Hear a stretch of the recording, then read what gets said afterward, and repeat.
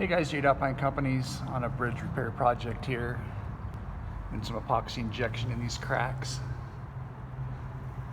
Just going to show you how this is going along good here. You got ports on, the cracks are sealed up tight, no leaks anywhere. You see these air bubbles here?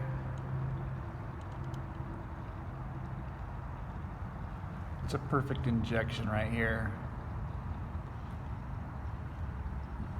You don't want to inject too much at a time. You could blow one of these ports right off the wall, or you could blow the epoxy right out the back of the wall. Got about 20, maybe 22 pounds of pressure, so just following those air bubbles. That's injecting in there nice. Each structural repair, epoxy injection. Check out my website, www.alpinecompanies.com. Click on my YouTube link. You can follow this project and over 2,000 others. Jade Alpine, epoxy injection project.